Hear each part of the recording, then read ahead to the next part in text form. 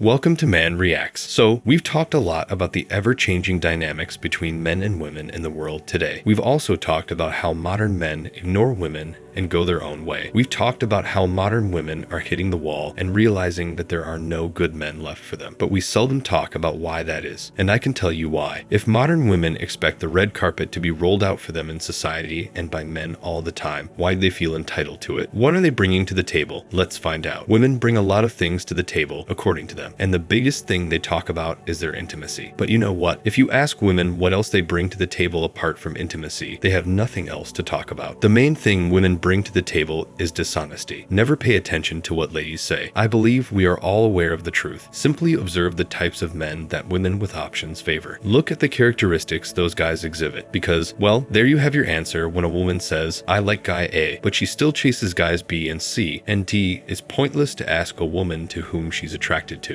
All women give politically correct responses. Obviously, a person's priorities in this day and age depend heavily on their age. Younger women prefer physical characteristics more than older women. The priorities of a 23-year-old and a 33-year-old are entirely different. The 23-year-old desires the dominant male, the six-pack man who appears to have just stepped out of one of those modeling mags. The 33-year-old also wants the same, but someone who is also financially, emotionally, and socially strong. However, her priorities shift a little bit because those guys don't pay her as much attention as they did when she was 23. They're currently seeking men who exhibit the beta smash personality traits, good jobs, kindness, generosity, and all the other qualities they claim to have valued when they were younger. Now that they are older, they must settle with such a man. However, women don't always provide politically correct responses when asked about the men they are actually drawn to and aroused by. In response to the question, hey, what are you looking for in a guy? What are the typical responses from girls? It's always the same. You need to be kind and generous, you need to be supportive, and he needs to be witty and intelligent, etc. However, the men they actually pursue are quite the contrary. Now, depending on the woman's age, she may occasionally sprinkle in the truth. She wants a man with a promising future, good income, great financial potential, and a competitive personality, but they omit the most crucial element. And when I say the most crucial, I mean the kind of elements needed to be physically intimate with these men. She won't commit, period, if there isn't any intimacy or physical desire. This is not to say that women pay attention. We shouldn't criticize women for seeking physically appealing males because it's not fair. Naturally, they do. Both men and women want men and women who are appealing to the senses. Physical appeal is undoubtedly much more significant to women. In actuality, it holds the highest priority. It doesn't mean that women don't value it, but as they get older, it moves down the list a little. But few women are open or self-aware enough to admit that they desire someone because of their physical appearance. And it's true that most of those women are older. If you were to ask a 46-year-old lady, just be honest, what are you looking for in a guy? The answer would be that I'm looking for the hot guy with the six-pack abs. But she'll also add that he should be financially well settled. Women bring a lot of dishonesty to the table. Since they're hypergamous by nature, they're always looking to level up the socioeconomic ladder and money branch off to the other wealthier and more attractive man. The other main thing that women bring to the table is entitlement. Women feel entitled to a man's resources. They feel entitled to a man's time. They feel entitled to a man's attention. And they feel entitled to a man's dedication to spending his entire life in servitude to her. Women also bring a lot of lies to the table, especially about the type of men they want and like. Women don't tell you what they are drawn to in order to provide you with accurate information. Rather, it is for them to express their desire for you. What are you searching for in a man when you ask a woman what it is about a guy that you are genuinely drawn to? She's not attempting to inform you accurately. They don't typically do this. Right. How recently have you heard a woman be 100% honest about what she really wants? A woman is not really telling you the truth when she describes her ideal man. She is only taking these actions because she wants to appear moral. Okay, women would appear shallow or superficial if they were truly honest about what they wanted in a man. Right. It's thus important to understand that wanting a man like that is totally acceptable. Wanting a male who will put a woman in her place is perfectly acceptable. There's nothing wrong with that. Women appreciate that, but it's just something they won't openly admit. Girls seek men who are, dare I say, toxic macho. Men who are in command, assertive, powerful, and have solid confidence, and men with a low tolerance for nonsense. They are natural leaders, dominant, competent, with low tolerance, good looks, and all that. Women are told by the outside world that this here is toxic masculinity, that a guy in his natural peak state is somehow toxic to them. Women want to be perceived as these forward-thinking, progressive beings who have all the qualities that are associated with being good and kind and gentle. This is why, on the outside, they will say they want a nice man who is educated and earns well. But women are emotional creatures. They can't resist the natural, raw, and intrinsic urge of female nature to bond, mate, procreate, and be with a masculine man who is confident and assertive enough to lead her, call out her BS, and put her in her place when it's needed. Remember this, women will always try to present a better image of themselves in public, and that may necessarily be the case in reality. Women are big on perception, image, and how they are perceived socially, much more than men. Men usually don't care, and even if they do, they don't care about these things as much as women do. The last thing that women bring to the table is conflict. Yes, women love conflict. While men are seekers of peace in relationships, women want the opposite. A man will work 18 hours a day and then come home to his woman only to find her nagging and whining about each and everything in her day and how she wants him to do this and do that. Women love to gossip, they love drama, and they love arguing about each and everything. On top of that, they expect men to listen to all of this on a daily basis. Why would men even want to be with women? I guess it's for these reasons. Men are turning away from women and realizing that it's just not worth it anymore because they bring negativity, drama, gossip, conflict, lies, and dishonesty to the table, which overrides anything good they might bring to the relationship. What do you guys think? Let me know in the comments. If you liked the video, hit the like button and subscribe by pressing the bell icon for more thought-provoking videos for men.